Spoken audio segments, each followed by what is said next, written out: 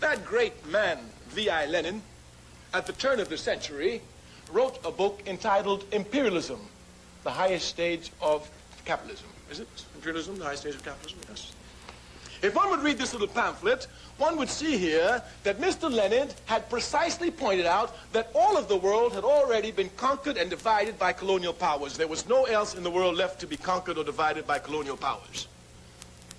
This is the time when Zionism comes to rise. Zionism comes to look for a state when everywhere else in the world is already dominated.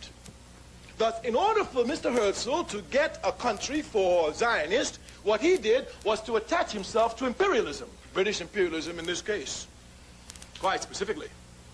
Of course, as an African who suffered under the heels of British imperialism, I can have no love for it, and certainly I cannot love anyone who attaches themselves to it and attaches themselves to it for the foundation of a state and then call this a liberation movement. Liberation movements fight against imperialism, not with it.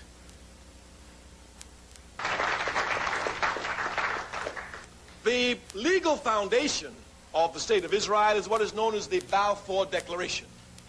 This declaration was issued in 1917. A man in the government of Britain named Balfour wrote a paper and promised the Jews a national home. The national home he promised them was an area which Britain was colonizing, Palestine. Palestine didn't belong to the British, just like Ireland doesn't belong to the British, even though they have troops there. Balfour Declaration, and Zionists know it. The Zionism is certainly not a liberation movement because it never fought against any imperialism. As a matter of fact, today, Zionism is the baby, child, and infant protector of imperialism in the Middle East. It carries out the interests of American imperialism. As a matter of fact, Zionism and American imperialism is like this. If our tax dollars would stop giving money to Israel, the state would sink tomorrow. And certainly no one can deny that American imperialism is the leading imperialist nation in the world. So we cannot see how a liberation movement is so tied, string, and ham to American imperialism. They work hand in hand with American imperialism. Thus, they can hardly be a liberation movement. In addition to this, Zionism has nothing to do with anything religion, nothing. Did oust a more brutal regime, the Taliban. There wasn't even a war aim. There wasn't even a war aim. Wasn't even a war aim. But is that a moral thing to do? They did get rid of a brutal regime. There was celebration in now. Good, fine. Let them bomb Israel and get rid of the brutal regime there. This is the 35th year of a harsh, brutal, and vicious occupation, supported unilaterally by the United States, constant terror and atrocities. Suppose Palestinians say, well, we're under terrorist attack for 35 years, therefore we have a right to carry out suicide bombings. Which is what they say. Do you accept this? Does anybody accept it? Nobody accepts it. All right, then how come everyone accepts the Israeli claim to be doing it, which is a much weaker claim? They are the military occupiers. Those who defend suicide bombing, and there are very few, don't have a leg to stand on.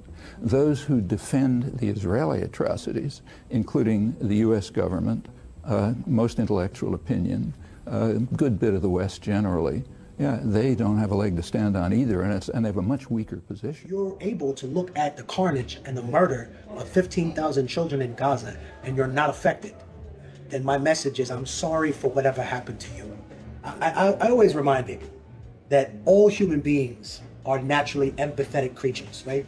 Like, they naturally care. Any person, no matter what race, religion, they see a kid drowning, they want to jump in and help him, right? It doesn't matter what religion, the race, the kid, they see a little kid drowning in the water, they want to help him.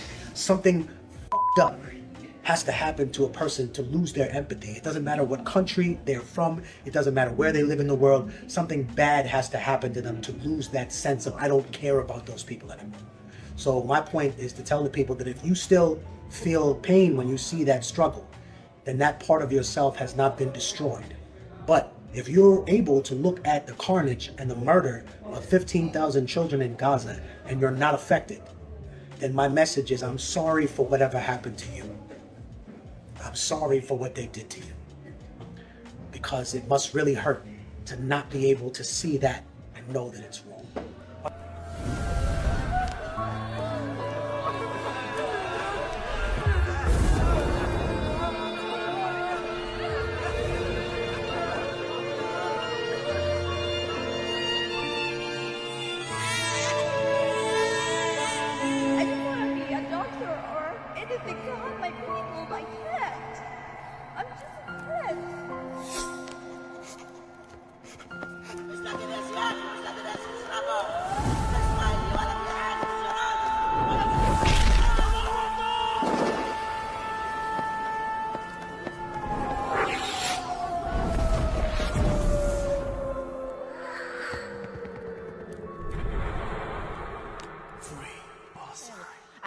מתגאה בהריסות של עזה, ושכל תינוק, גם עוד 80 שנה מהיום, יספר לנכדיו מה עשו היהודים שרצחו להם משפחות, אנסו אותם וחטפו להם אזרחים. אתה והחברים שלך יכולים לחלום שנאפשר לכם לבנות ממשלה, כי אם אתם חושבים שהפרס על שחיטת יהודים, אונס נשים, עריפת ראשים וחטיפת אזרחים יהיה לקבל לשבת בממשלת שינוי, אתה חולם. תצעקו עד מחר שלום עכשיו ובחירות עכשיו, מקפלן ועד עזה שישמעו אתכם.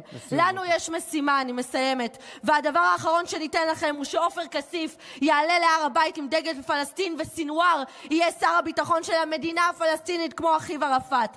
לא יונה ולא עלה של זית, רק חרב לערוף לסינואר את הראש, זה מה שהוא יקבל מאיתנו.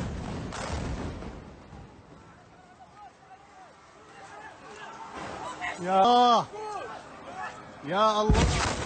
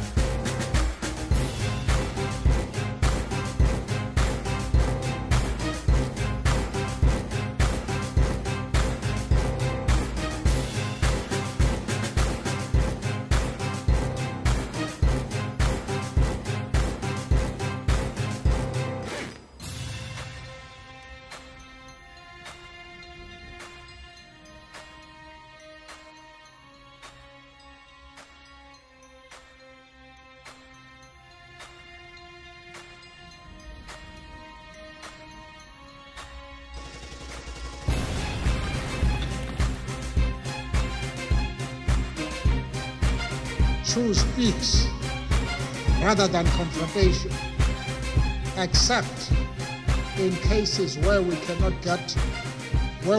proceed, where we cannot move forward.